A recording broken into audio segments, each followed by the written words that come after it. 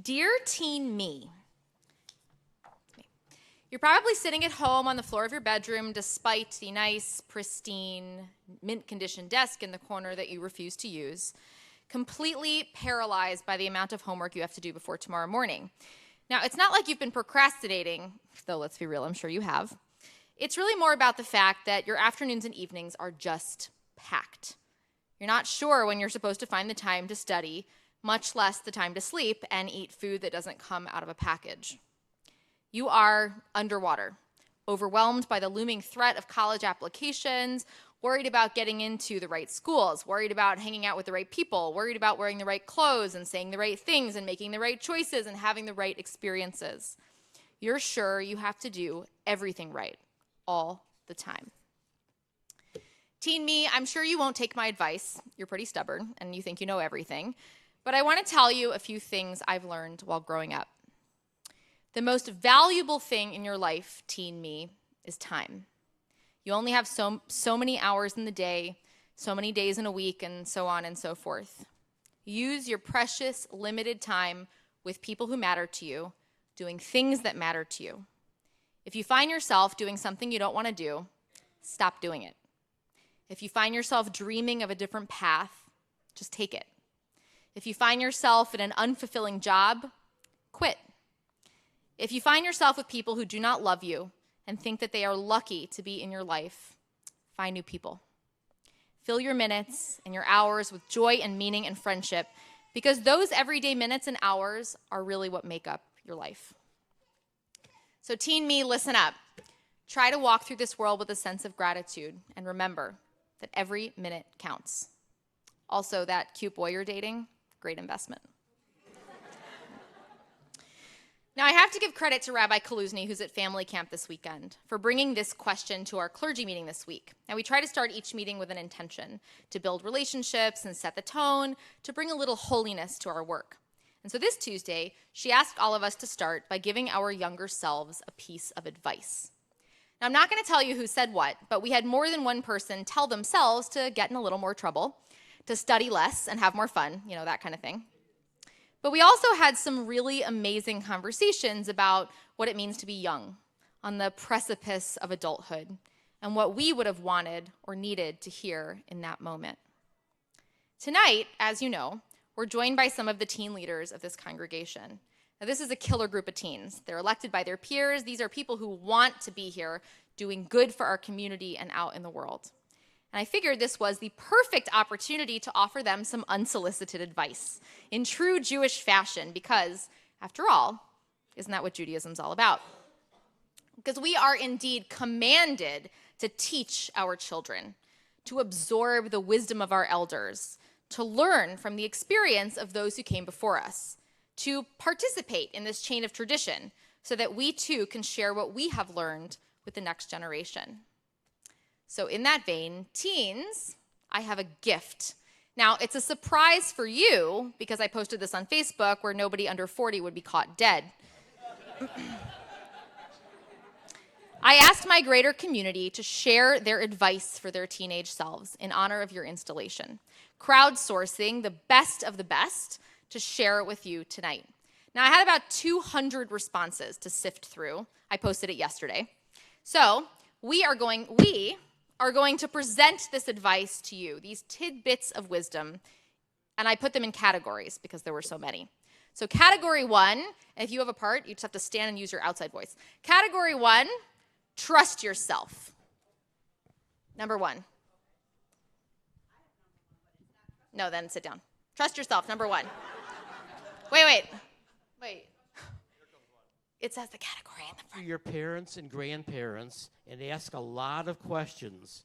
Record their voices and laughter on your phones. Write down recipes.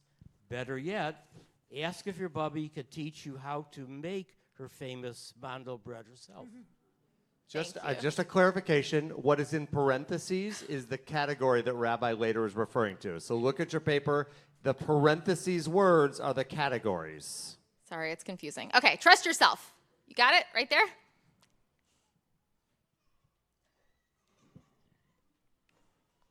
It's none of your business what other people think of you. And believe it when we tell you that people are way more focused on themselves to judge you the way you think they're judging you. Nice. You were made as a unique, special, sacred person with a unique, special, sacred brain. Don't let anyone tell you that you need to suppress any part of who you are. In fact, lean into the weird. What makes you weird is probably what actually makes you great. Amit.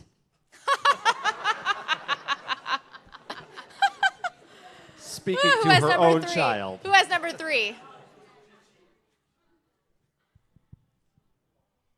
You don't talk too much. You aren't too much of an open book. And your body is the least interesting thing about you. Take up as much space as you need. Nice. You can literally do whatever you want, no matter how big or small or crazy the dream. All it takes is confidence and hustle, both of which you can learn. Okay, we got one more. Number 4.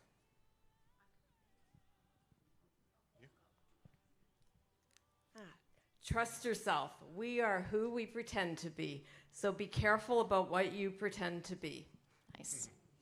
Okay, so our next thank you to our volunteers. Or you didn't volunteer, but thank you. Our next category, it's going to be okay. Who has number 1?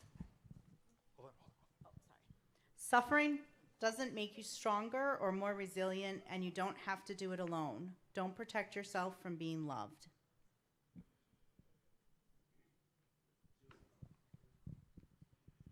Lots of failure is required for learning and growing and being successful. You cannot succeed if you don't fail, and you can't fail if you don't try.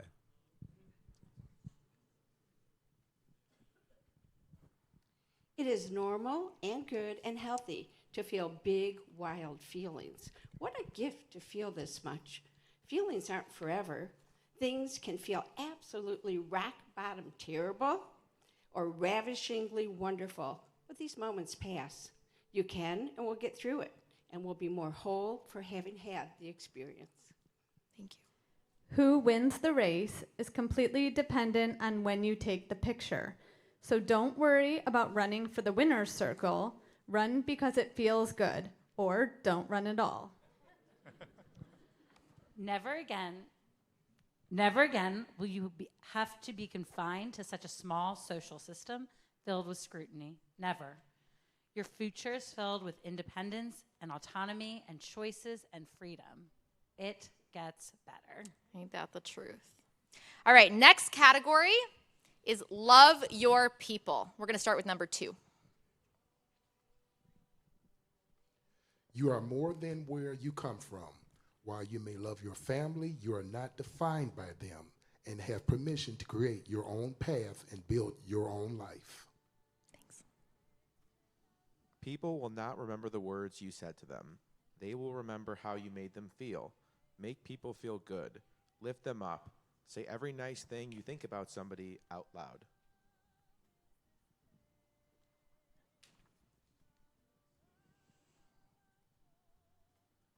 When the world feels cruel and harsh and dark, kindness and compassion shine like lights in the dark.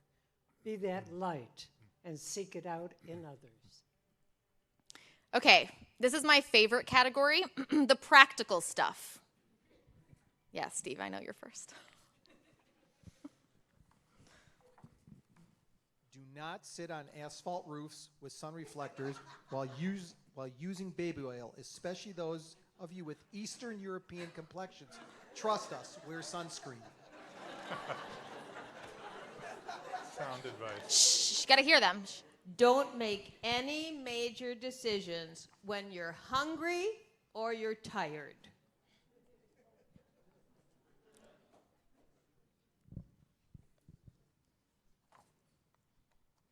Ask for help. Take care of your mental health. Start therapy earlier. These are signs of strength, not weakness.